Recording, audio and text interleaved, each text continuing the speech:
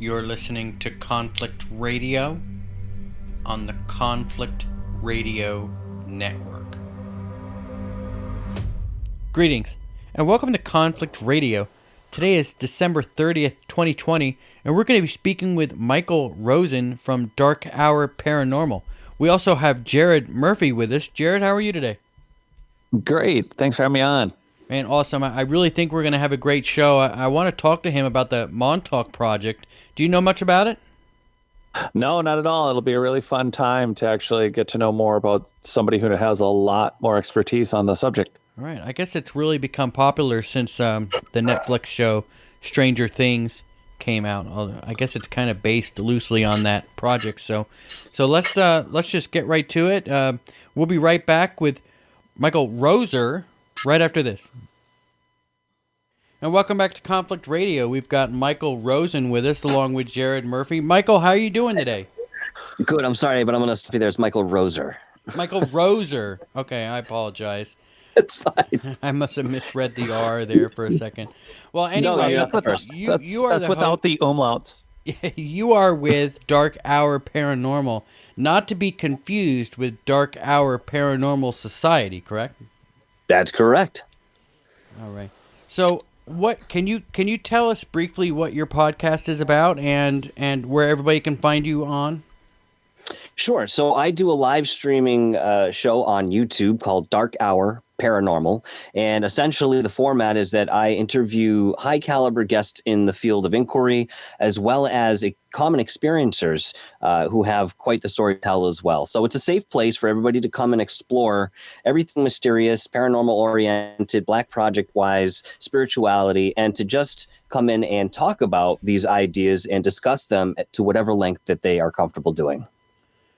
Yeah, I have to tell everybody I was on your show, and if they want to find that episode, you can probably go over to your YouTube channel and hunt it down. Do you know what you titled that episode?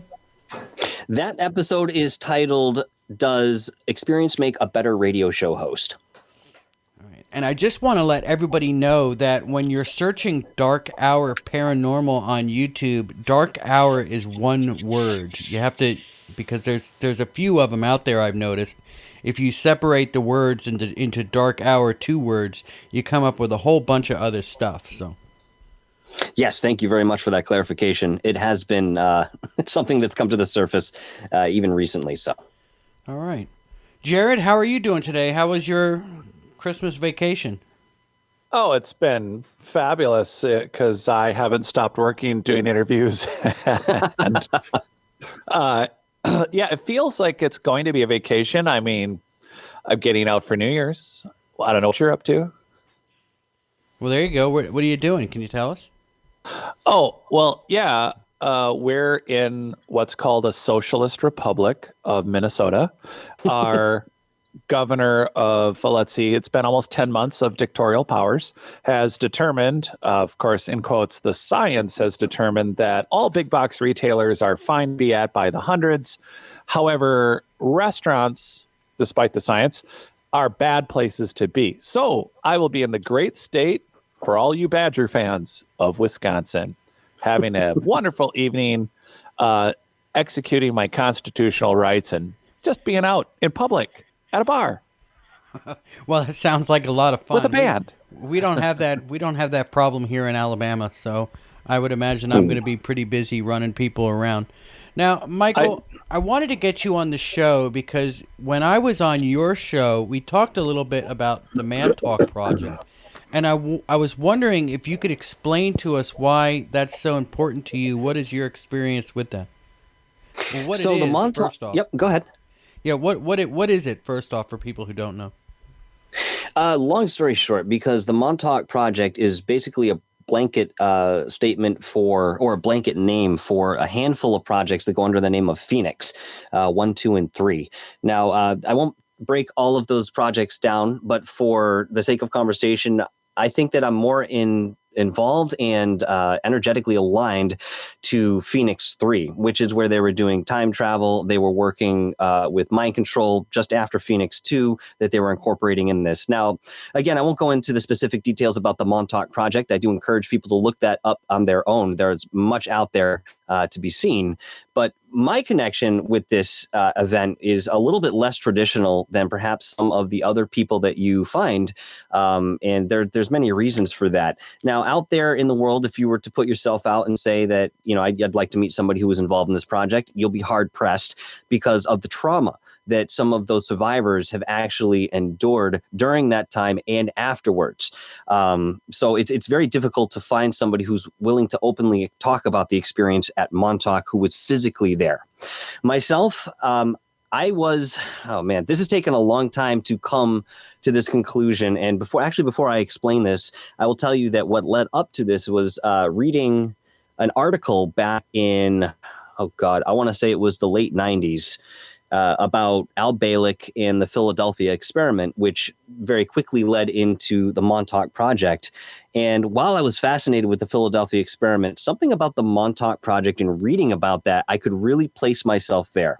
Now, this was, for all intents and purposes, at the beginning of my spiritual journey, and I didn't have the depth of inquiry that I have today or the cachet of information and knowledge that I've garnered throughout the years. So I didn't really know how to interpret this other than, wow, I'm really interested in this subject. And that was pretty messed up what they did. So I continued to research it. And it was something that even when I put it down, it would resurface in other ways and in other areas of my life, just very quickly reminded of that project's existence. So recently, and I'd say within the past 10 years, I started to very heavily get involved in the research and as much information as I could find and talk to as many people as I could about the project and, try to learn from that side and try to understand what my connection was. I was having dreams of being in a facility that resembles Montauk and what they were doing. Well, I say Montauk as a whole. It was Camp Hero, and there were multiple facilities and multiple layers underground in terms of levels. But there were very specific places that I could kind of see in my head during dreams, and I was reliving certain experiences that didn't necessarily feel like me, which was odd. Again, so I'm still left with this experience that I'm having, and it's, again, constant, and I have no answers as to what actually happened or why I'm involved or feel like there's something there. So I went deeper, and I started getting into readings and just talking to people who had no knowledge about the project at all, and I started pulling out little threads that I began to braid together to create this rope that I'm now holding of experiences and connections that, I still haven't tied to something solid. So my involvement with the Montauk Project is I was there in another life. Now, this is significant for a couple reasons, which I'll bring up in a moment. But I was there in another life. I was in a female body. I was actually short in stature, and my name was Alyssa. So I have those details. And in talking about this, I have a clear picture of this person's face, although I've never seen her before in my life. And one of the reasons this is really interesting is because the overall emotion that this one had exuded, okay, and wore on her in her life was that of, I need to help. When there's a problem, I need to help. Although she was very scientific and she was a very smart woman involved in mathematics and so forth, understood a great deal about energy and the technology, she was more concerned about the humanity and the role that these subjects were playing in the overall project. Now, initially, she was part of the project. I don't know if it was by volunteer or if it was something forced upon her within her profession, but she was involved in this project initially, and initially it was not as dark as it ended up being in the end. There were some really good intentions behind this empirical experimentation, and it was before they started, again, to really go down that darker path. When that happened, she was very outspoken about the direction we were headed, and did her best to try and save some of these subjects that were being tortured and abused. And of course, her words they fell on deaf ears. Absolutely nobody would listen to this. And obviously, we can see why. She was put to death very shortly after. Now, it's interesting because, and there's a connection here. Usually when a soul incarnates again, okay, and this is just based on my understanding and research, it waits a couple 200-300 years in our time to actually do that. And the reason they would do that is because, waiting 200-300 years, different set of possibilities, different realities that has been created and so forth, different variables, okay, on the linear perception of all of this. So if that was the case, and she passed on, the Montauk Project ended in 1984 in August. And I was born in 1981 into this body. So that means that she had to be put to death maybe 3 or 4 years prior, if that far off, to me actually coming back and being this incarnation. Now, this is odd to me, okay, because, we could talk about past lives and, I've seen this, I was Cleopatra, whatever, and I'm not going to dispute the validity of some of those experiences and claims. But I thought it was very odd that I would come back so soon and still have such a deep recollection of this project. Now, just to note, physically, I grew up maybe, I'd say 20 miles from Camp Hero. And I've actually looked at it my entire life across the Long Island Sound, not realizing what I was looking at. So there might be something there in the way of synchronicity. But at any rate, so the biggest thing that really ties this together for me, and I have to bring in another life very quickly to explain this, in the 1940s, I was in a concentration camp during World War II. I have a lot of information on that life. That actually appeared to me before I got into anything else, oddly enough. And that helped me to kind of face and heal certain things within myself. But the overall motif of that life was that I was helpless, and I was standing in the orchestras at the gas chambers, and I was watching these naked people go in for a shower, knowing exactly what was going to happen, but couldn't do anything. So I brought that with me into my next life, which I'm now finding out might have been this one with Alyssa. Well, she actually died under the same pretenses, okay, trying to avert something that was happening that she knew was wrong, because she wanted to help and she wanted to, stick up that voice, okay. Now we fast forward to this life, and one of the resounding motifs in my life is to help people and to reach them as best I can in order to further them in their best and highest vision of themselves. I am more equipped this lifetime to do that. And I know that it's not just those two that I've gone through, that this motif was there. I think there were other lifetimes that I have experienced this same lesson, if you want to call it that. And now I'm starting to get the totality of it, the culmination of those experiences, the tougher things that I'm now bringing into this life.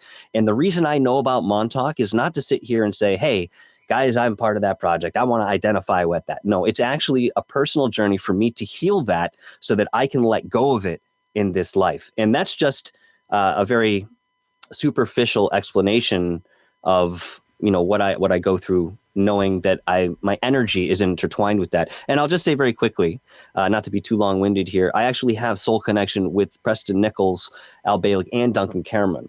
And that's been confirmed to me in many different ways, actually, along my path.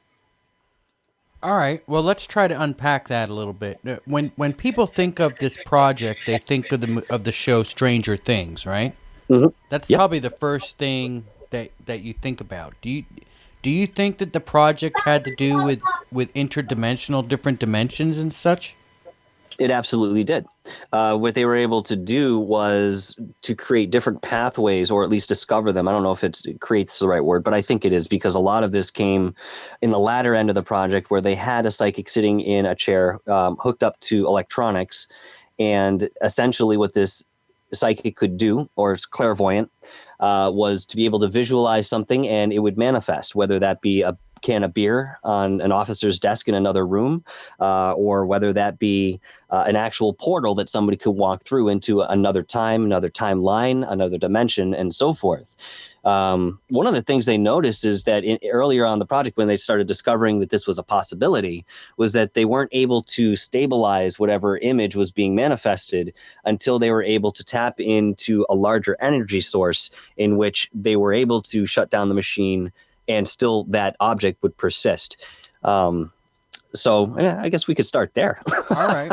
Well, do you feel like that maybe it's also a possibility that because you live so close to the location that she's actually reaching through time to talk to you? Yes. Instead of being like a reincarnation of her, she's actually reaching through. Yes, and it's interesting you mentioned that because while I am pretty sure that I was of that physicality, there is still some blur around the line between physicality and spirituality when I think back on that time. I can picture myself as that woman, and I can also picture myself as what you might call a spiritual observer who still energetically was involved. It was a very strange time and a very strange space to exist in, because it was almost a parallel in some respects to what was done naturally, or what was had naturally in Atlantis, where you had multidimensional beings existing and being more tactile in the physical world than we have today. Today, there's such a separation between the two, where in the past, it's been more conjoined. But that's what they were doing in Montauk. They were really discovering that energetic play and how to lift off the veil and merge realities. And in fact, in my dream, I still travel and still do work today in the dimensions that we actually embarked upon in the Montauk Project. Oh, okay. Have you spoken with other people that grew up around there, and have they had any similar experiences, if you had? I am still looking for somebody who has an experience that's I'll say as intangible as mine, because again, if you do get the chance to talk to somebody, a lot of these people they're a little bit older, and they claim that they were actually there physically. I know that they really played around with things that they shouldn't have in Montauk, and I'm not really sure how far-reaching those consequences are. It got to the point where they were able to age digress a body and then take the soul out of it, hold it within an electromagnetic field of sorts, and then reimplant it in a different body. So they were basically playing God as far as we understand it. Well, that's fascinating. This sounds like an extension of MK Ultra, does it not? MK Ultra came before, and it was a sort of the preliminary work that came that built what the Montauk Project eventually came to be. What people don't really understand when they're looking at this timeline is that it did start with the Philadelphia experiment, and of course there was a connection there even till the end. But in the way of technology and the people that were involved with this technology, they started playing with radio sondes, and then that led into understanding certain things about orgone energy and frequency, which then they started playing with the effects of frequency on the human body as well as the etheric field in the mind. Essentially, the Montauk Project and the rest of the Phoenix projects that occurred shouldn't have necessarily happened, because Congress at one point said, hey, we see you guys are messing around with mind manipulation and mind control, and they got a bit afraid, and they said, well, we're going to pull the funding, and they did that. And that's actually the point when it became it wasn't anything federal anymore. There was no government backing behind what they were going to do next. They just happened to, take interest to keep the project going, some of the people that were involved, and then presented this to the military, and were allowed to move into Camp Hero and continue this research. So there's a big question as to where the money came from to fund this project, although there are many prospective thoughts as to where it did actually come from. All right, I have one more question, and I'm going to turn it over to Jared. How do you know that this was the girl's name? The only reason I know this is the girl's name, is because this is the name that I was given during a reading. Now, it could be something else. I mean, if nothing else, it's probably something similar. And I think it's fun to have the name, because in some ways it helps you. So, all right, so let me put it this way. You're given this name and immediately you don't accept it, right? You want to feel it out. You want to see how it feels to you. So for some reason, that name resonates with me. And beyond that, I can't say why. All right. Have you looked up the name? Have you researched it? No, actually, I learned this within the last 6 months, and I haven't had a chance to look up this name specifically. But if I were to be pressed a bit, I'm going to be honest with you. I think I'm going to find much in the way of physical evidence because of the lack of documentation that this project ever even occurred. Yeah, but you could probably find out if she ever even existed. Well, as I mentioned, I have one name, and it's a first name. And those that were involved in the project were never formally enlisted to do so. In fact, some of them didn't even do it by choice. Yeah. There was some manipulation that went into that, and actually Preston Nichols talks a bit about it. So, I mean, I'm open to exploring that, but at first glance, I know it's going to be a tough search. All right, Jared, do you have any questions about this? But there's plenty of directions. Well,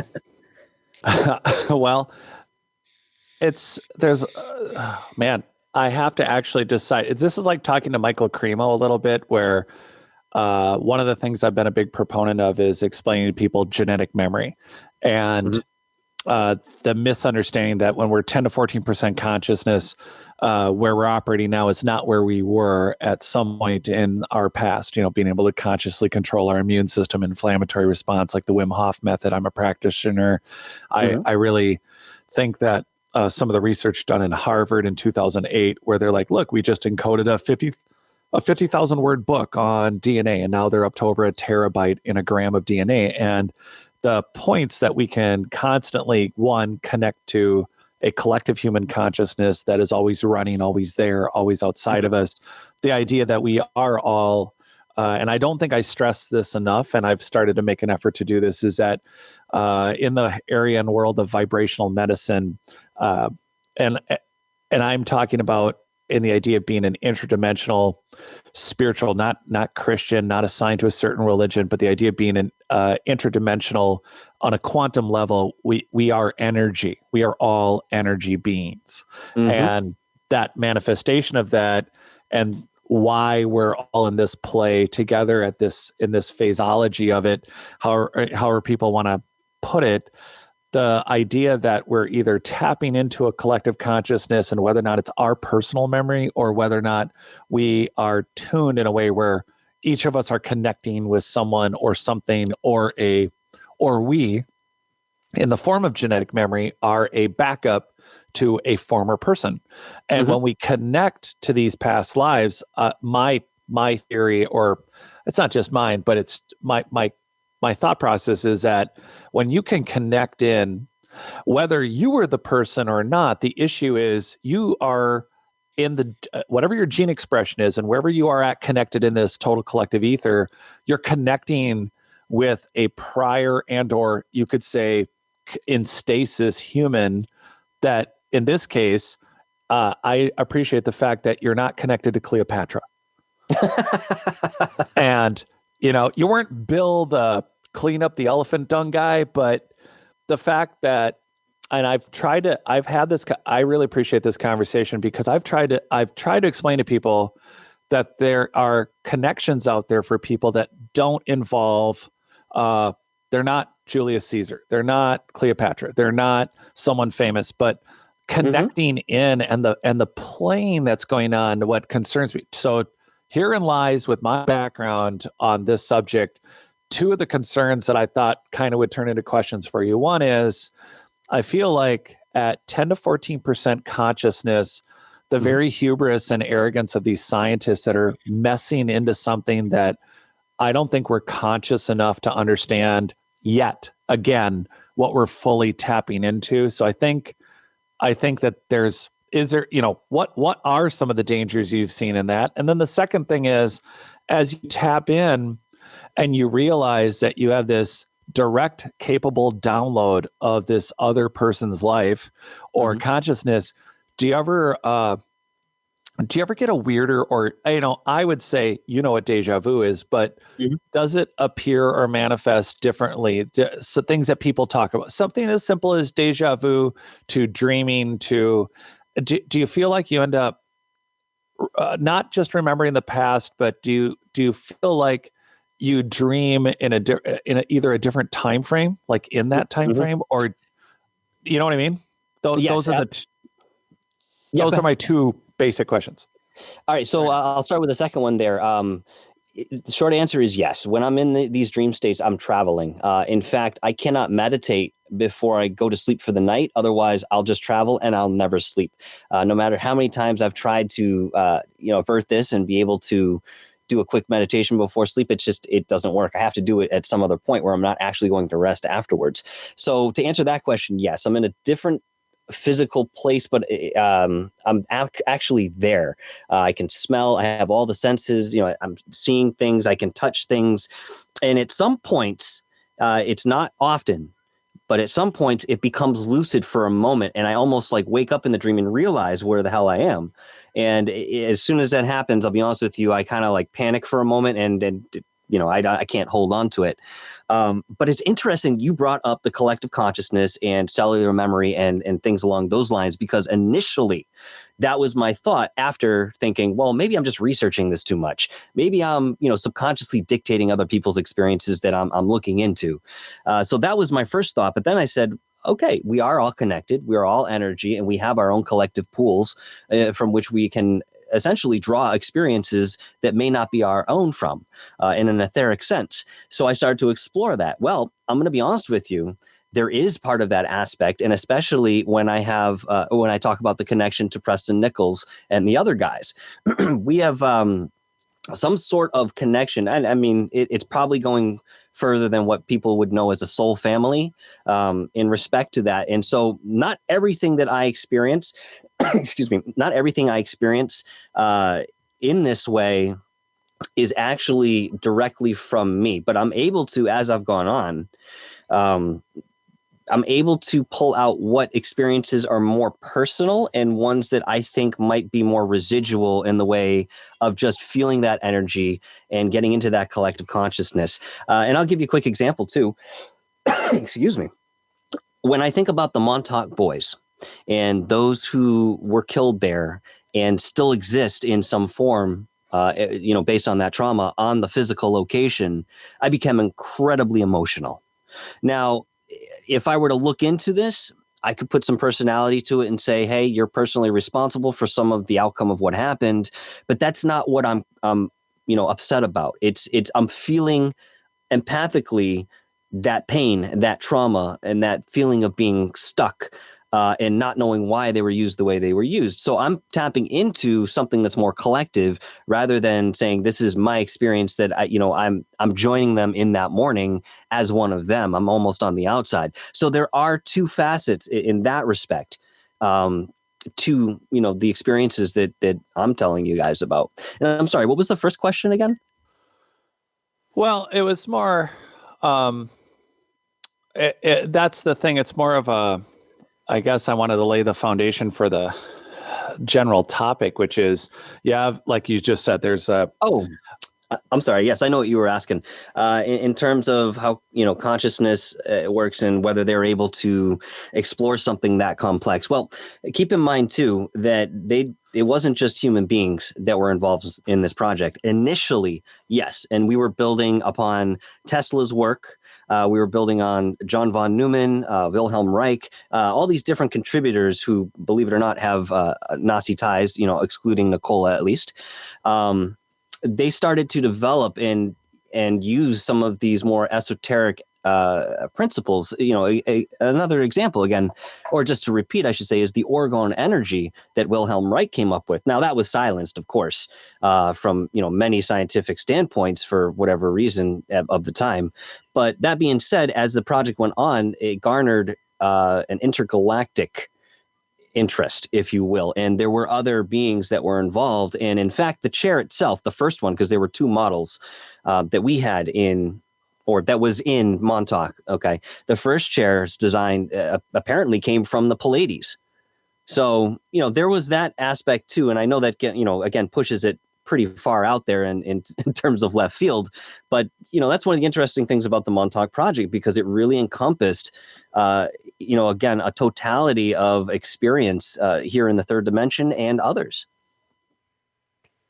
Okay. All right. I want to jump in here for a second, and I just want to point out that, we know that there, Michael, you and I have talked about it, how the quantum jumping and the different dimensions come into this. We know that there's different dimensions, and it sounds like there was a lot of this project broke through and had a lot of interdimensional aspects to it. Now, I don't know if it's more of a question or something that maybe we should think about or try to discuss here, how the the human soul is, I believe that they are all connected through like an invisible cord that I mean we can't see, but you know, you and I are connected. We're connected with Jared all through this cord, you know, that we can't see. But what if they're trying to cut that cord? What happens if we're disconnected from that cord as a soul? That's a really, really good question. I think the best way I could answer this is to say that what they were doing, or I should say that what they came upon in their experimentation, and this began with the Philadelphia experiment, was that they understood that people have some sort of zero reference point. Okay, it's and the way that it was described is when the soul enters the body. At that moment of entering the body, you lock into something energetically, which also, you know, is locked in with the earth, and you have this understanding of what timeline that you're in, and you know there are a whole bunch of things that go along with that in terms of how you move forward with your experience, so that we all sort of have a collective consensus about, you know, the linearity of the experience in so many ways. What they found out was that when you separate somebody from this 0 point reference, they lose it. They literally disintegrate in some way, shape, or form, whether that's mentally, spiritually, or otherwise, and they're in a void. And when some of these guys came back or reappeared, I should say, on the ship in the Philadelphia experiment, you know, not only were there physical anomalies that I think we're all pretty familiar with in terms of them being molecularly infused with certain materials about the USS Eldridge, but there were guys who had completely lost their mind, or just they were blank. They weren't there. There was a piece of them that was missing. So in moving forward after that experiment, they put it on hold for a little bit to kind of sit back and say, well, what do we really have here? What happened? Because it wasn't what they expected. They went further than they ever realized they could, you know, by accident. It was eventually righted, and somehow, and I can't tell you exactly, they figured out how to probably synthetically make this situation where a human being could still feel like they have that zero reference point while traveling. That's an aspect that I have touched on and in my research, but it's very involved, and there's unfortunately very little information, unless maybe you go the way of talking to Dr. David Anderson, who would more than likely be able to explain that, who is still around today. I mean, I talked to Peter Moon about this, and he has his explanations, but you know, again, he wasn't there firsthand. You know, he was to dictate and ghostwrite the story of Montauk with Preston Nichols, essentially. So, you know, would you think this has anything to do with CERN today? I mean, obviously we had MK Ultra back in the 50s, 60s. We had, obviously it progressed into this project, and then what I mean, obviously it's moved on, and they haven't stopped. They're just not going to stop researching this kind of stuff and getting into this kind of stuff. They obviously have come much farther along. What do you think that CERN is involved in any of this, that they're trying to, I guess, do more with the cross dimension time travel stuff? I mean, have you heard of I guess it's Project Looking Glass? I've watched CERN a little bit over the years. They haven't really been a focal point for me, but I am interested in what they're doing. I think that they're probably right on the edge of discovering something much bigger, if they haven't already, in the way of their technology and being able to play around with quantum physics. I don't really know much more than that, other than, you know, what has been reported. But if I was to say, I think that they've got a lot more in the way of what they're doing. I mean, a lot of the time when people would discover this technology, or they'd stumble upon it, or some sort of result that they weren't expecting that they could utilize later on, they weren't talking about it. They weren't, you know, showing this out. And of course, the public never knew anything to any way. So, you know, I do think that CERN is one of those companies that's at the cutting edge. I think that there are several others who are doing this as well.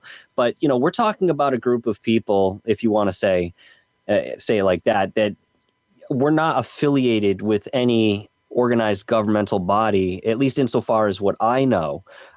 Maybe we could talk about a secret government or something, but I don't even know that that's entirely accurate. But they were independent of some of these more formal studies that are conducted. And again, they weren't federally funded after a certain point, and especially not when the project went to Phoenix 2 and Phoenix 3.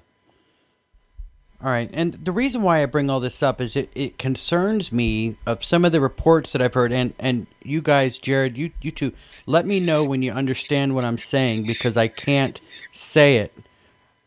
I can't say it, so I'm going to have to try to code it. The cure that's just started going around the world for everything that ails us. You know what I'm talking about? Free speech, independent thought, and I'm not. No, I'm talking about the one that everybody's taking on TV. Yeah. In order to sheep compliance. Yeah, yes. I'm here. We're gonna obviously have to have some kind of proof that we've done this so that we could travel or stay at a hotel or get on an airplane. And I'm hearing from people that have taken it that they feel that they're being disconnected from, like their rope is being disconnected from the main source of our souls. And I'm just curious if this is a worldwide plan to disconnect the human race, or at least the ones they want to, from the bigger source of us. What kind of effect that would have on the planet if that is indeed the case? I'll be honest with you.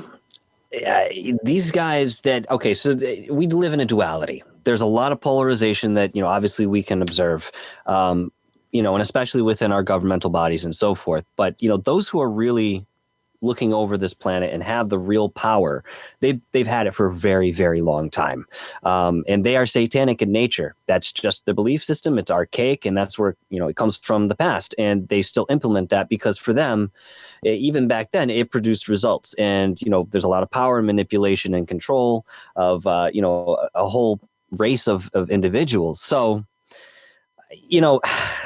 what's happening here is that they don't have much time left to hold that. And it's my belief that the energies are rising as a collective on this planet. The planet itself is going into, a higher dimension or a higher vibration. So what do you think everybody else that lives on the planet's going to do? They're going to have to adapt in some way, shape, or form.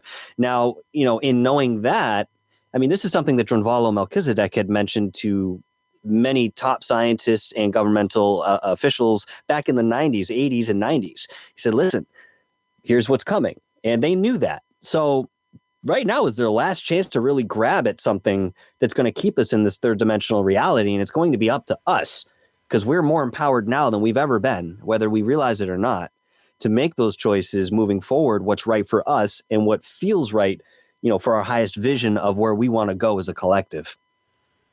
So obviously the people that would be in control don't want us to reach this sort of existence. So maybe all of this and this cure that we're all supposed to take is really going to prevent the human race from evolving into this new aspect of consciousness. It's possible. It's very possible, and it's a logical thing to look at, I think. Unfortunately, what has happened has become incredibly political. So, the whole thing is still very nebulous. And I know that there are many out there who are convicted on one side or the other, if you want to say. But honestly, if you look at everything, people report something different, from each source. So, who are you really believing? Now, that being said, in the way of what we're discussing here, it would make sense that they now have access to something that you're forced to take. Why not manipulate? Now, here's the thing, the paradigm that they have created, or that we have created as a collective, again, and allowed these people to continue to motivate and lead through fear and manipulation, that paradigm, it's breaking down. It's no longer going to be able to exist in the way that it once did. Now, the thing here is that even though that there are people within these bodies that want to, bring us to a higher place, the opposing force is also there kicking back. I forgot what I was going to say. It'll come back to me. Well, I can jump in while you reprocess, or maybe it'll jog your memory. Is that there is my struggle in the research I've done in the time that I've spent doing it, the question has never stopped puzzling me this entire time about, is it more advanced, whether it's humans or whatever kind of worldwide government or organization that you want to decide. The reality is I can't decide if there really is a conscious effort to control it, or if it's as simple as the herd looks like it's grazing a little too close to the edge of the Grand Canyon, or there's a happy sweet spot where they're like, look, we are putting the stops. We are creating some chaos because we feel the herd's too close to the sunny side of things and they won't need the shepherds. And I think that it's very, I'm leaning on that for as much as we think that there's very intentional control, I think quite a bit of it is haphazard at best and secondary. But there's a methodology, that Luciferian thing, the whole post, Diluvian flood, all the mythos that we've come in the Western world to be aware of in the last 5,000 years, as far as these traditionalists in the last 400 to 600 years. There is a level of organization still at the same 10 to 14% consciousness we're operating at that have had a methodology that has worked for them. I'm in total agreement with Michael about there is a group of people who have been ruling through a certain level of fear and control that, well, the system works. They'd do a new system if they thought they could maintain what they think they need. And I think that we are reaching a level of planetary, again, I think it has to do with the quantity of human beings. And it's a little cliche to say that every human being is worth something, but even for the people that you think, well, they're not inventing smart technology and they live in the jungle or they live in a desert, and those tribal peoples don't matter, and this second or third world nation doesn't matter. I don't think that's true. The total collective human consciousness, the number of people on the planet, are creating a bandwidth and a space on an energy level that is not something that the Dutch boy can hold back at the dam with his thumb. There is a level of connectiveness that is here that these old paradigms, like, I care about money. Well, it's not going to be money in the future. It just isn't. But they're holding on to it. Well, I love power, and I love power in this particular way, and I'm good having it for 100 years and dying, and we're going to keep, us 1,000 people matter, and the rest of you don't matter. That's not the case. Or like, if we still had a 500 million people on the planet, we would still be able to maintain all the machines that keep this upper percent happy, and that's just a very single-dimensional, very materialistic, dying before their very eyes. It almost turned to cinder before they could even realize there was a flame. And I do think this level of awareness and consciousness that's coming, you can label it a million different ways, but the reality is that this collective human experience and the rate of what we can gauge it by external technical growth. In my lifetime, going from no computers to computers, or no electric cars, or no space station to, or whatever, we can go externally, but we're realizing things like, again, consciously controlling our immune system. Big deal, huge deal. Being able to control whether you're hot or cold, being able to control your inflammatory response, having synesthesia not be a symptom of a gene, bad gene programming, but that it's actually indicative of abilities that the human race had, that the pineal gland, that the instruments, the literal genetic technologies are reactivating because we're getting close enough to, right now, we may not have exact words for it. Sometimes we can call it paranormal or a mystery.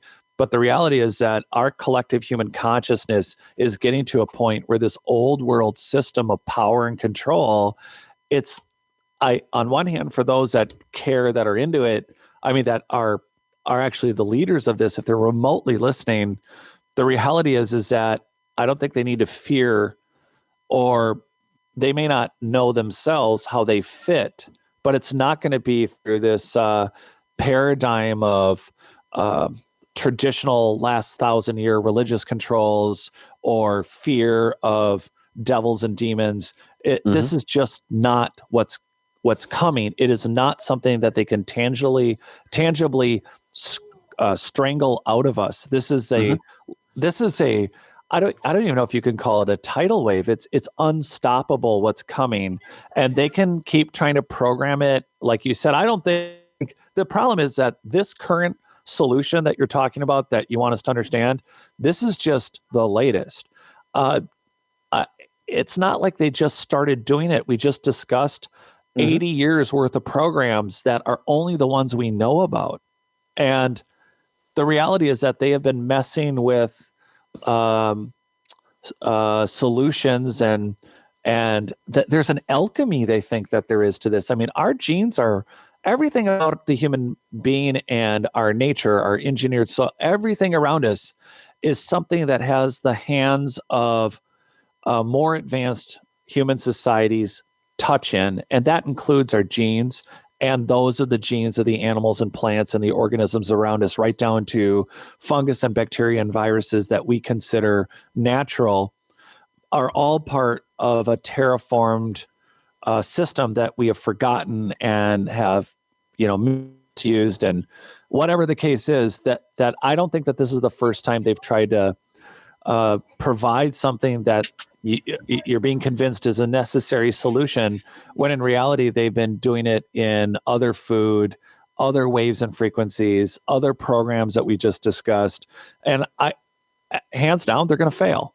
They're going to fail because it's not a conscious. We are so not conscious.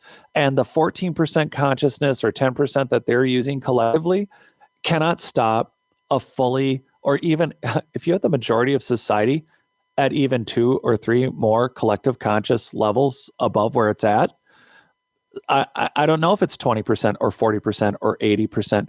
The reality is that this collective awareness and this quickening, and however you want to describe it, is going to produce a society that is just not going to be the embarrassing sheep that they're being right now. Right. No, I couldn't agree with you more. I think this is a natural course that we're on. I think it's something that happens in our universe, and I'm sure that other planets have experienced this, if they had civilization on them as well, have gone through some of the same motions. What I was going to say, and I did remember, thank you, as I listened to you there, was if they, in respect to those who are trying to keep us in that state of fear, they understand that if they do it for long enough, we would fail in our ascending, if you will, and we would be stuck to repeat what we've already known and done in a third dimensional sense. From my understanding, this has happened no less than 7 times to us, that we've quote unquote failed that ascension. I don't think that we're going to fail this time. I think that we've gone far enough, and there are enough of us that understand even the smallest pieces of the spiritual principles, that it's raising our vibrations on a collective level. It's interesting you brought up the technology that we have today. It's not actually just about the technology, it's how we're interacting with it. It's how much we're investing ourselves in the connectivity that we have to our cell phones and to our social media. And obviously you can go much further than that. We're interacting with this technology in a different way. And in some cases, there are spiritual aspects that we can, practice with some of this stuff. So that's interesting. And, you can even look to paranormal ghost investigations, for some very preliminary examples of how spirit might be able to interact with technology, and how we're taking notice and, developing ourselves around that information. In way of consciousness, it's my understanding that there's not just one consciousness level on this planet, although the majority of us are on what you would say, for the sake of conversation, a third dimensional consciousness, which is disharmonious. There are other civilizations here who have been removed and isolated from us, such as the Aboriginals, who are still on the second level of consciousness, which is harmonious. So in that way, there have been studies that have been done where the result shows that they share more of a collective consciousness than perhaps we do. And that's interesting, because if that's the case and we all move up a level at a time, that means that we've already at some point as this collective pool, okay, and I'm going to pull out some of these isolated tribes and cultures that are just not being affected by our modern world. That means that When we move up into the fourth dimension, they would then begin their journey in the third dimension. So where we're moving into a harmonious state of Christ consciousness and so forth, they're moving into their next leg of experience, going into disharmony. And perhaps, I don't know how it's going to end and work out in the end here, but perhaps those souls will continue to reincarnate in the third dimension until they go through everything we've just gone through. So there's that thought too. But to say one more thing, it's also been mentioned that you only need a handful of individuals who have reached Christ consciousness and what you would be considered enlightened, such as the way of Sai Baba or Jesus Christ or any of these, very big names in history that have held the Christ consciousness. If they were all here on the planet at once, no one else would have to do anything in respect, because their energy would be enough to lift the entire planet. Now, we don't necessarily want that. It's a little too easy. We still want the experience. We want the work, so that, we're not going to be saved in any way, but we will see examples that we can then take in and decide whether we want to work with those ourselves or not. Do you think that do you think that it's possible that there's consciousness like that on the earth today? Consciousness like what? Like Jesus, like Baba, Mm-hmm. Absolutely. Any I do. I think that they're out there. Be? I don't think that they're going to, be on CNN or any major news outlet, because that's not really what their purpose is. They're there to be there as example for the ones that they need to. There's a huge. I wouldn't say that there's any specific design, but there's a plan. You know what I mean? Yeah. All right. You can't force people to go down this path. They do have to discover it themselves. And, the ways that you can do that are limitless, honestly. Now, once we reach there and once we open up, obviously we're talking about, we're going to be able to communicate via our thoughts. And, there'll be all kinds of different things that we'll be seeing, as well, right? I would assume so.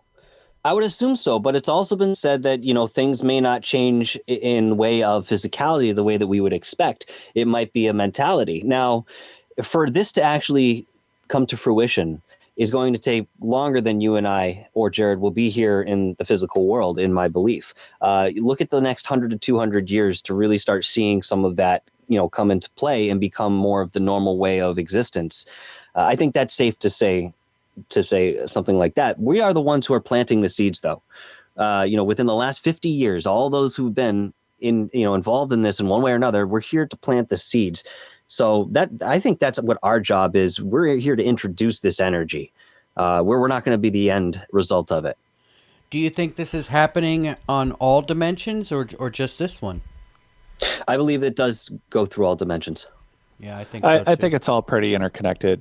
I don't think anybody can do anything in one without affecting the other. And sometimes it gets chalked up to some people will say, karma. That's just a microscopic shadow of, there's just no way that if we are all energy. That is a fact. We're only starting to understand field perturbations, Ken Wheeler's work. We're still just at the infancy of becoming aware. Like, how do you go from 10 to 15% consciousness to 100? To Michael's point, I don't think we can do it in our lifetime, but that's the lifetime I foresee with 80 to 120, 111 years on the planet, or whatever the record is. And us reaching a level of genetic technology, standard academic science that says, no, you're going to be able to live an extra 50 years. You're going to live to 160. But at that point, I can't tell you what the technology internally and externally is going to look like, so that what does my life look like now with my level of consciousness? I can foresee and foretell that to a degree. But if I had 20% consciousness, what does that look like? I couldn't predict that future. I couldn't predict how our society would interact with itself. Are we on track to raising everyone's consciousness? Not whether it's consciously, unconsciously, or collectively through your own self-experimentation. I don't think we've seen anything like this on this planet in a long time. And I think Michael brought up a good point earlier about, I do think one way or the other, with whatever the organization was, I do feel that we have been not positively messed with the other times that we've attempted to reach these points. But I think it's an unstoppable point. I think we've collectively reached that point where the people who are the bastions of old school power are grabbing at stuff from their normal playbook. And there's not a playbook for them for this. I'm sorry, I didn't mean to cut you off. I want to ask you a quick question, Jared. In your opinion, where do those known as the Indigo Children fit into all of this? I can't. Everybody having a personal experience with, whether you're calling it paranormal, interdimensional, all the different topics that touch on how we represent ourselves, as how we are manifesting as beings, or strictly from a human sense. I don't believe we are fully aware of all the ways in which humanity has existed in conscious form on this planet. So one group of people likes to say, hey, I'm connected to pick dimensions or worlds or times. There are other people who would say, I'm a, the star seed, or, there's these other, but what I really think it is we are collectively raising ourselves, and some of these genetic memories, which either they're our own past or someone else's, or we're tapping in new ways to this collective consciousness, is leading us down a path where there are manifestations of different experiences where people are like, well, these are the words that I'm using to explain. I have these sensations, and there's something that I know a lot of people get cliched about, well, this is true for me. I don't know what's true for you.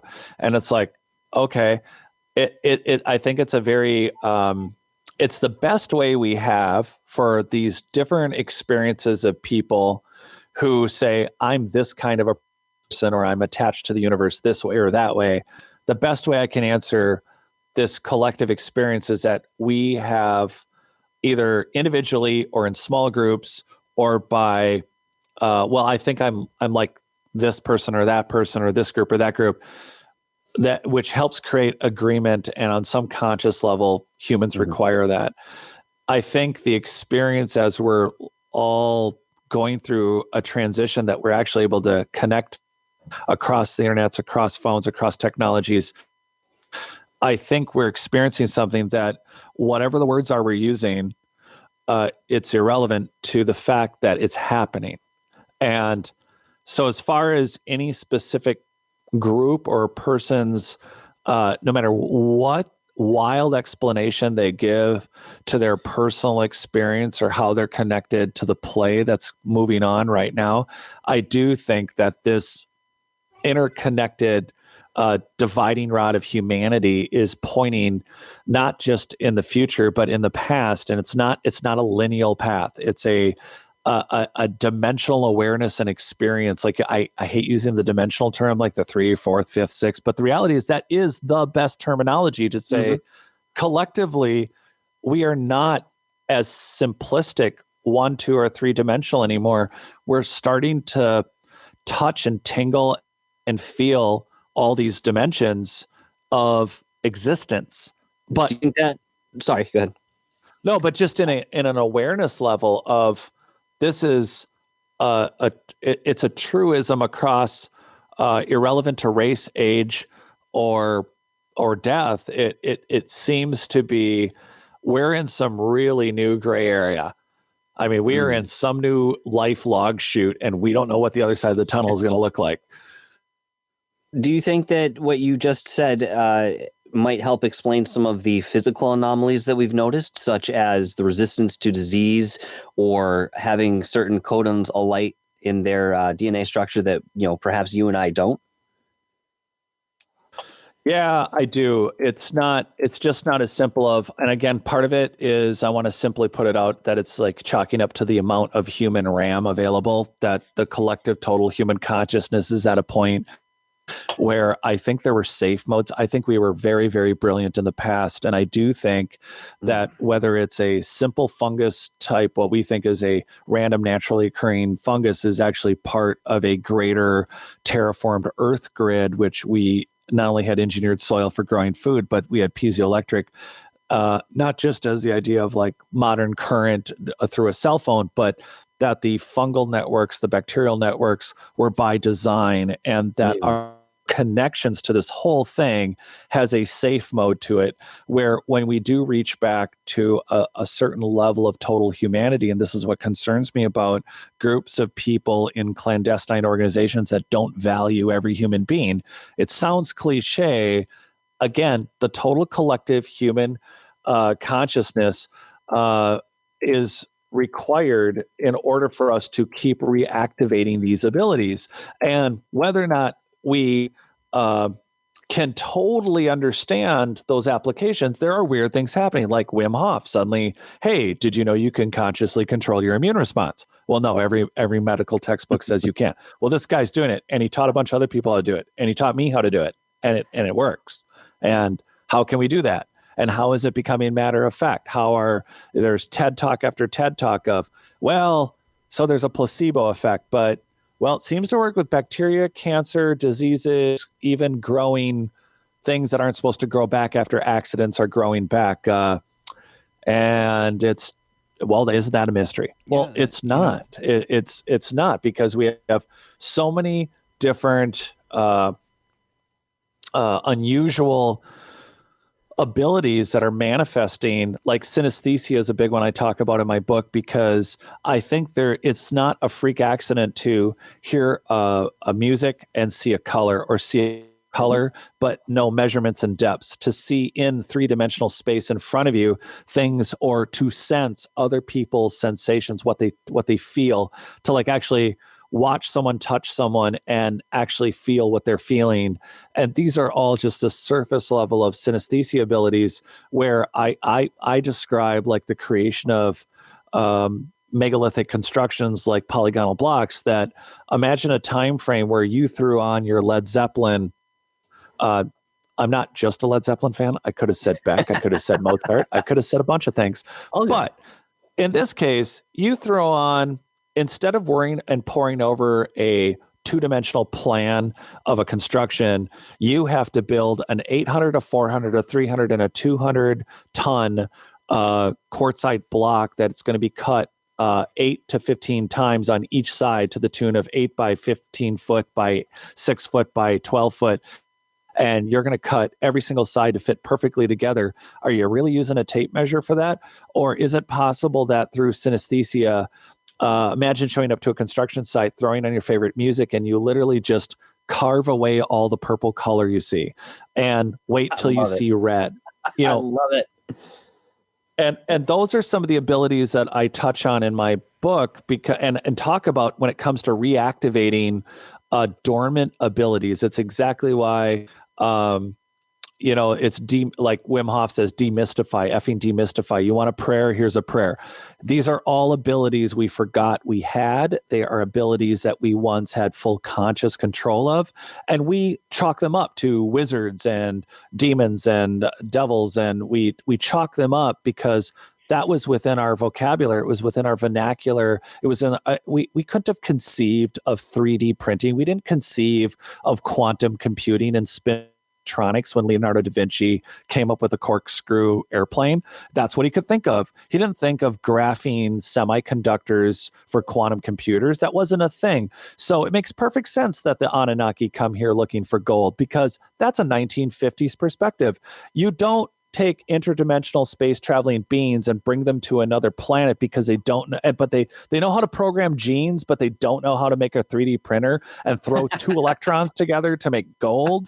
I mean, that's just that's how far we've grown in our mythos, in our mystification or deification of abilities that are mind bending beyond what we currently know. And we each are, and you haven't heard this from me before, and I'm sure Conflict's heard it enough, but one more time, my blinky board analogy is for 1,000 years, they bang on the blinky board on the left, you get an orange light, you bang on it on the right, you get a red light, and that's the ceremony, and that's what you do. And someone walks up 1,000 years later and says, why are you banging on the control panel of the 747 like that?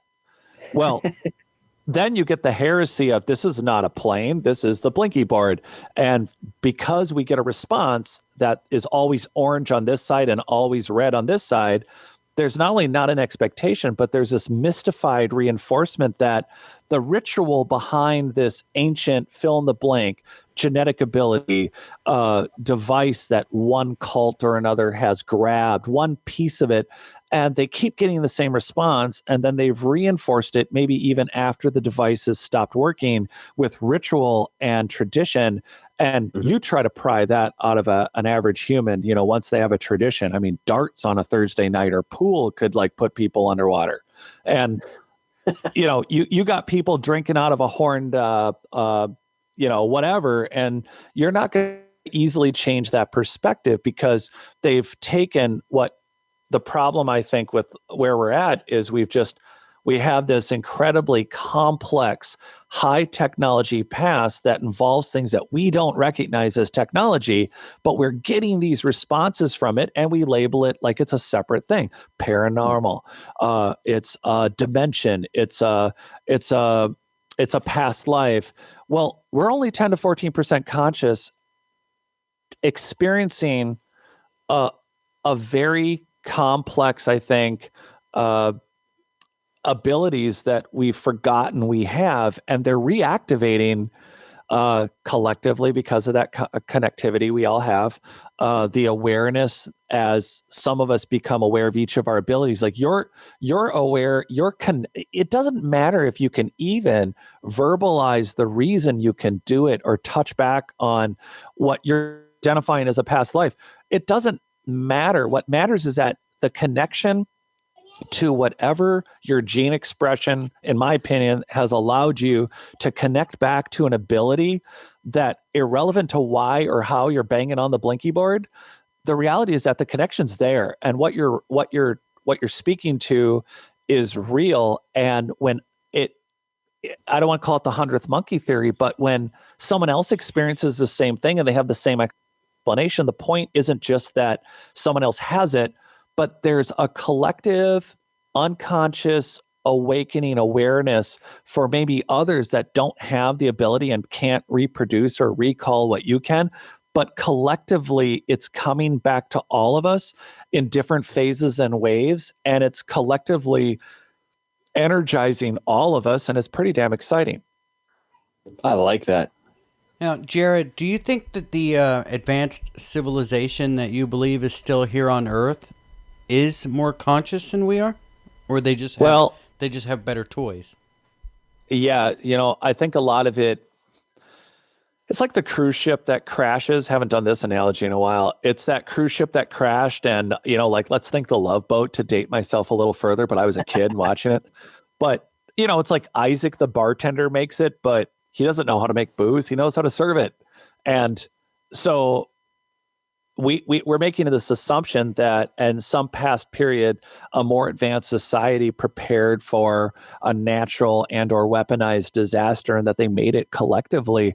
But the people who did volume and math tables for liquids and volumes, they may not have made it. The guy who can program a cell phone may not be able to program a computer in general. The concepts are there, but we make an assumption that this advanced society, in my opinion, that survived multiple catastrophes or survived in multiple societies, ultimately are people that may not even get along with each other, because I can't come up with a good reason why in safe mode we're all suffering and dying with barely 100 years on the planet over some really dumb stuff if they either didn't have the ability or were afraid of us getting back to where we were, or we weren't part of that group, and along with other more advanced survivors, including the Paracas and like Peru, or these elongated skull types, or these other humanoid mystery genes that we know about from 50,000 years ago, besides Denisovan and Neanderthal. The reality is that there are other races that collectively here we are. And I wonder whether or not at this point, as they rebuilt their own society and technology and did not cover the earth where dynastic people just, reconstructed and adapted, I kind of feel like they don't have our best interests in mind, or they don't, or maybe they've tried in the past and it's failed epically and they have felt really bad about it. Like, wow, we really thought we were pushing humanity on the surface, the survivors. We thought we were pushing them, even if they were only, 14% woke. We were going to push them in this direction and they ended up murdering 50 million people. And, oh, that sucks. That's a possibility. And so maybe they don't want to interfere this time. Maybe they were never intending to interfere more than continuing to call this home, and they work out where they do and they do what they do. And then there's a debate every now and then where it's like, it looks like total global Hitler is about to start up again. And this time we should interfere. Maybe, it could just be down to that we are continuing to operate within normal parameters, that yet again, the clandestine, just normal day-to-day 10 to 14% conscious clandestine organizations are deciding, oh my gosh, we're going to lose power and we got to do it this way. Meanwhile, a more advanced human group could be looking at it, not knowing if they were the Isaacs and the users of technology of their past, or whether they were the greatest thinkers and most ascendant. The collective group, again, may neither have the ability, the desire, or the guilt and the prior experiences to say, collectively, no matter what they're doing to themselves, whatever we'll do will be worse or not as good. And they seem to be on the overall right track, and we failed in our past, and let's let it go. I mean, that's one of a zillion possibilities, but they're there because we keep running into them, or they're there because they keep kidnapping or experimenting on us and leaving cows with no blood everywhere. And yeah, a lot of this stuff is military. There's a lot of military technologies and a lot of things going on, whether it's global or planetary. There is obviously organizations working with technology that are just us, that 10 to 14% conscious level. But then there is clearly a group of people on this planet that operate with technology that is much more similar to that what we're finding, like at Machu Picchu and Ollantaytambo and at Egypt and at Angkor Wat. These are engineered soil all over the earth. These are all these technologies, and now we talk synesthesia and we talk about all these genetic abilities and these things that we chalked up to. Well, isn't that crazy that some people can do that? Isn't it crazy some people are giants? Isn't it crazy some people are little people? Really? Because it all seems to fit well with every story and legend we have on the planet about our full range of capabilities. We just keep pretending that this path of, we were all banging rocks 50,000 years ago. Yeah. So, Michael, I wanted to ask you a question. How do you think time travel relates to all of this? I'm sorry. Relates to all of what we're talking about here, or in a general sense? If people, you think people are time traveling? I believe that, I mean, well, let's put it this way. Whether there are people who are coming from our future, or even our past into our present reality as time travelers, I'm not 100% sure. I've heard stories, as many of us have throughout the years, about people having certain advantages, let's say even in the stock market, coming out of nowhere, being captured, and, expressing that, they're from the future. This is how they know it. And I think I'm quoting one story. I forget the man's name, but he ended up disappearing in the police station. Now, these are all hearsay. I haven't really seen anything that makes me think, well, maybe something other than maybe Valiant Thor, which is, a topic of curiosity. But in respect to what we might be doing with time travel now, it's been said by, I believe it was Dr. David Anderson, at some point, that India was or is actually at the forefront of time travel. And instead of sending people back into time, apparently what they're doing is they're documenting history in an experiential sense. So they're sending some sort of drone back into time to observe people from afar. And one of the rationales behind this apparently was that, if you see somebody who's not fitting in with, the time or the culture, they're going to be much more noticeable rather than, us maybe even seeing a UFO in the air, something we can't explain. It would be the same thing for someone of our ancient past. Oh, look, there's this weird thing we saw in the sky and whoop, there it was gone. But we got our video and whatever else we needed to being over there. But apparently every country, every major country has one of these time travel programs instilled within its organization. And they've been working with this since Montauk. Now, one of the things I didn't mention was that Russia had a parallel experiment going on at the same time that Montauk was happening. They had their own chair. As far as I know, those are the only two chairs that existed at that time. I could be wrong, but there was a lot of people experimenting with this. And when they finally shut it down, and I apologize because I've done this on other shows, I'm terrible with dates, but it's actually 1983. It was in August of 1983, not 84, because it was linked with the Philadelphia experiment, which was in 1943. I wanted to clarify that. The implications here are very far reaching in terms of what people can do with this technology. Once that ended, they moved it into another project. And you'll find a lot of these Montauk survivors that are, our age, to say the least. You say, well, how are you about the same age, but you were there physically? Well, they were, but they were indoctrinated into the follow-up experiment, which wasn't exactly a sister experiment, but it was still continuing on with the super soldier aspect. And there was a lot that went into that. So they were sending people back to observe what was being done in Montauk in order to get a different perspective to enact whatever they learned into the newer projects that came up. But that was back in the early 90s that they started that project, and I cannot remember the name of it off the top of my head. So I'd have to look that up again. Yeah. Jared, what do you think about that idea that, is it possible that UFOs could be drones from the future to observe our time? Yeah, there's no reason not to say that it's possible that a later time, assuming that we survive our general stupidity now, and assuming we continue to advance in technologies, there's no reason not to believe that that's not something that already hasn't happened or looped in some way.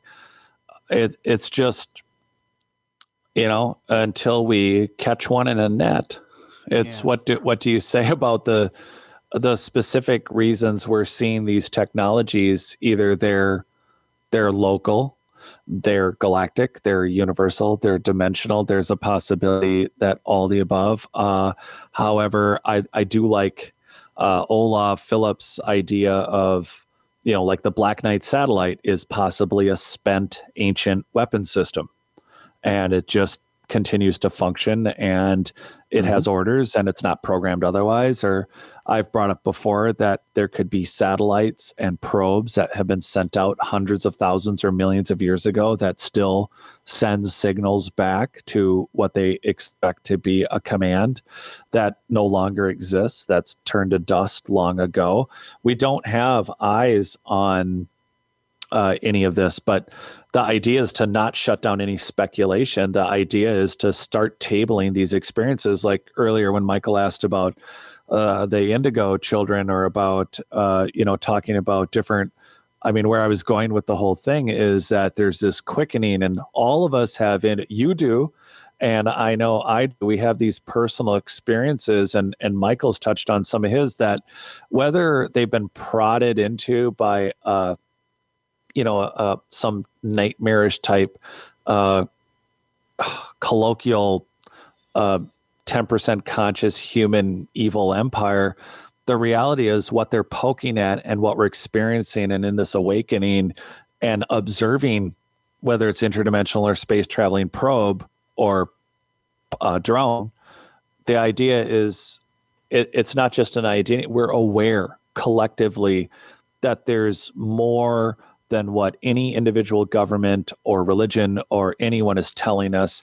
And we're all collectively seeing it and mixing that with our experiences and different awakening abilities. On one hand, we're finding groups that are feeling similar or expressing a certain way, but we're all apparently waking up and it's exponential. So what we call that drone or device, or what we think of an individual ability, it needs to be out there. People need to be aware, hey, how many people are having this sensation? How many people, I think it matters. It's like, hey, do you have this ability? Do you have that ability? I didn't have this ability, like allergies. I wasn't allergic before, but I am now. And I think that there are changes happening to all of us. And it's, I think, super important for everyone listening and for each of our shows and for the work we're doing to get it out there that, hey, if you have this experience, well, here's mine. But these are observations, like the idea of this being a future technology. I think it's important to just throw out the idea, but maybe it will trigger someone else's observation or awareness. And the next time maybe one of these things is seen, something might be observed closer about, well, it exhibited this personality, which we can attribute to in our world of understanding of physics. Well, it's more anti-gravity, or, oh, that does seem like in correlation to the theories of time travel, it moved this way or it moved that way. And that's, I guess, all I can say about, because I'm saying it this way because too many times I too will listen to a show or something where something like this comes up, and the short answer is we don't know. But what is more exciting, I think, for everyone listening is the idea that, hey, we just threw it out here again, but this time be aware, pay attention. It's in your universe now. And whatever blink of an observation you can make and call in or email us or let us know, the reality is that is going to help everyone collectively. So that, I think, is the extra missing piece I'm now apparently providing as a public service announcement. Well, I think it's interesting too that, people are saying, or at least I should say that the theory is out there that not all of these UFOs that we're seeing in the sky are coming from our immediate timeline. There's been thought that there are other timelines that are, kind of venturing over and, let's say, skipping to see, different outcomes and possibilities, and they have their own social and scientific studies based around that. So, I mean, yeah, until we catch one in a net, we don't really know. But, the idea, the prospect that there's a possibility that we could observe other timelines to see what would happen if, for example, Hitler, wasn't in power the way he was, or, JFK wasn't shot. You could just see that and observe it. Maybe you couldn't be a part of it, or maybe you could. I don't know. I mean, in my opinion, I think the possibilities of experience are limitless, to the point that I was blown away. And when I heard somebody tell me, well, from the spiritual perspective, if you take your own life, in certain circumstances, you're given the choice to go back into that body and continue that experience just before the moment you pulled the trigger, so to say. And then you can continue on like you never made that choice. Now, to me, that's sort of counterproductive in the way of experience. But yet again, the experience itself of doing something like that would be an experience. And it wouldn't be exactly like taking your life. And it wouldn't be exactly like, not ever having that thought initially in the first place. So it's really interesting. And we're going to have to keep our eyes up to see what these objects actually are, because we're going to hear a lot of different sources tell us that they're from different places, whether it's military, whether it's something sentient that's here on the earth, whether it's from outer space or interdimensional. All of these could be very valid. All of them. Yeah. I think we're really close to disclosure publicly. I do. I hope you're right, man. I do. I really no. I hate that idea. I hate that. No, it's just, who doesn't like? I mean, we all want that. Because I guess what we could say about disclosure in general is it's getting to a point where, I mean, look, guys, you already admitted, Air Force / Navy / publicly said, hey, we know that there's UFOs and looking at them. And yeah, we'll admit it. And you have former government employees that have gotten to a I don't give a crap point where they're like, yeah, I saw this report. Now all that's out there. And so I think every time now when I hear the mantra of, hey, disclosure is coming, like Paul Revere on a horse and the British, now I think it's like, come on, we're past ready. We're already it's a softening. Well, it was at one point, but then there's your past, like every single thing that you're experiencing, my experience of what some people would argue is paranormal or dimensional or whatever, there's conflicts experience with this. There are so many individual quickenings, awakenings, new So you're saying experiences. this is coming home to us now. Yeah, well, it's just like, In a oh my sense. gosh, everybody's experiencing something that Yeah. if your grandparents had heard it at this point, they would lock you up. And it's so absurd at this point that how could anything really truly when you say softening, not only would it not shock people, it would actually alleviate, oh, this is why this one piece that's working for me could work better. Yes. Or would fit. It's not just a matter of consciously knowing the pieces of the puzzle. There's actual physiology going on within my mind, body, spirit, vibrational creature that would work a lot better if we would start with something as simple as, well, here's the frequency, Kenneth. Could you guys just start there? Yeah. Well, I guess we got about 5 minutes left. And Michael, I wanted to ask you, there's a theory that UFOs are really just another living creature that lives in space. What do you think about that idea? I mean, again, that's definitely a possibility if you want to say that, physical life here on Earth may be reflected in other places of our universe or on other celestial bodies. I would absolutely agree with that. In fact, I think that some of these civilizations actually still exist there, but they're in a different dimension altogether, still in the same space, but in a different dimension.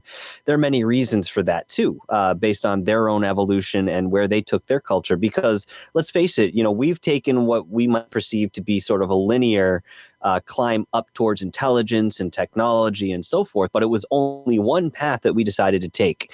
Earlier on, Jared mentioned the idea that no one is invaluable, and honestly, I can't stress that enough, because if we were to take ourselves out of ourselves for a moment, if you will, and even just kind of put the collective perception at your side for a moment, you're left with the individual, you're left with yourself. So, this is a really interesting to think about, honestly, because I think, again, I'm sorry they're having trouble explaining this here, but if it's, again, us on a different timeline, if it's, life that's already flourished at one point in what we would call linearity in the respect of time, and that's how we're going to pronounce it and talk about it for the sake of conversation. I've read a lot of stuff saying that Venus is still inhabited and Mars is still inhabited, but they exist in their own right, possibly on our timeline, but in a different frequency.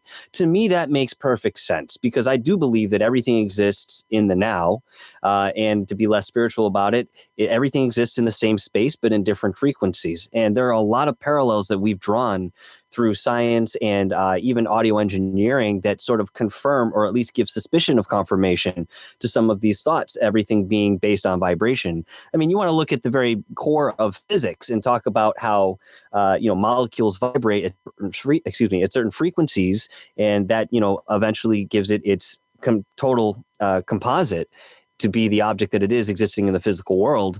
You can start there, but let's say you were able to take an object, create its own electromagnetic field around it, and be able to manipulate the frequency within that field, as they've done in different experiments. In fact, Dr. David Anderson, not to say the name again, but he was able to do that in a limited sense back in 2008 to 2010.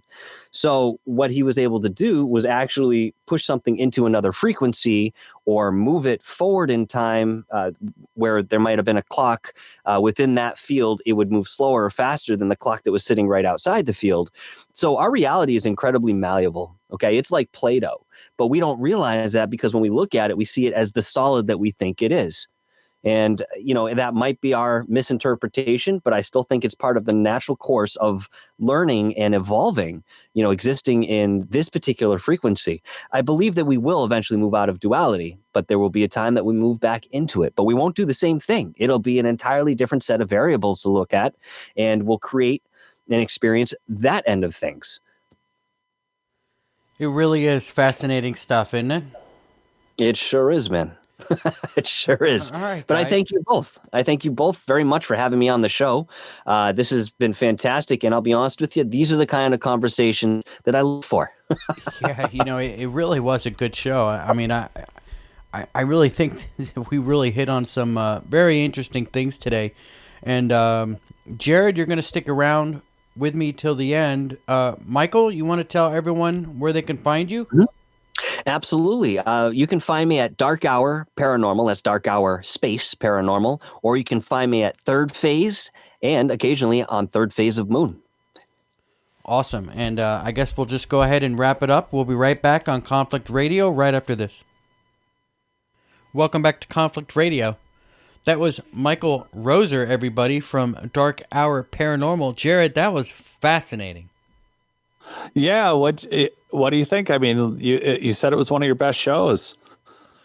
I think at least for me, it was one of my best shows. I think for me, I found that show fascinating. The content was fascinating. I really enjoyed talking to him. We're gonna have to get him back on again, or maybe we'll go over to his show or something. We'll work it out later. But that was great.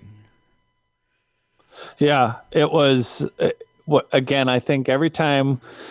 I know a lot of people do different personal journeys on what they're trying to experiment with or what they're trying to understand about themselves. And when you get a group of, in this case, the three of us together, where we all have different heavy experiences of just, again, different insights into this, so many multi-dimensioned aspects of humanity that are, again, reawakening, reawareness. And here we are having this super great conversation where I think there's something for everyone. Yeah, I mean, there were times I was just sitting back listening to you guys like, wow, this is fascinating. And I hope everybody else feels the same way. Jared, you want to tell everyone where they can find you? Yeah, like we were talking about in the show, I'll be on notaliens.com. I do have a new member area. I'm still, even though it's not Christmas, offering a book for 6 months or 2 books for a year. Works out to about $265 a month, and there's a lot of great stuff. The whole censoring thing, I want to get banned, and we're planning archaeological work, and it'd be great if all you want to do is do a monthly program. We got that. And of course, there is my book signed. I actually sign you copies and send them out, which is only available on my website. And you are welcome to do that, or you are welcome to just go to Amazon and for a few bucks less, grab a copy. And I'm on YouTube at Not Aliens, but it's really just to get you to come to notaliens.com. So there's all your resources. All right. And Conflict Radio. Yeah. And remember, Michael Roser can always be found on Dark Hour Paranormal on YouTube. Dark Hour is one word, not two. It does make a difference. And I guess there were some people that were worried about him missing a scheduled show and just worried about him in general. He's fine. He just took a break from doing some work to enjoy the holidays, and I guess he enjoyed it very much. So let's just wrap it up. And remember, you can always find us online, www.conflictradio.net. You can find us on all of the normal podcast catchers, such as Apple iTunes and iHeart Podcasts and Spreaker, and all of your normal podcast catchers. Remember, the times sure are changing. Batten down the hatches and be safe.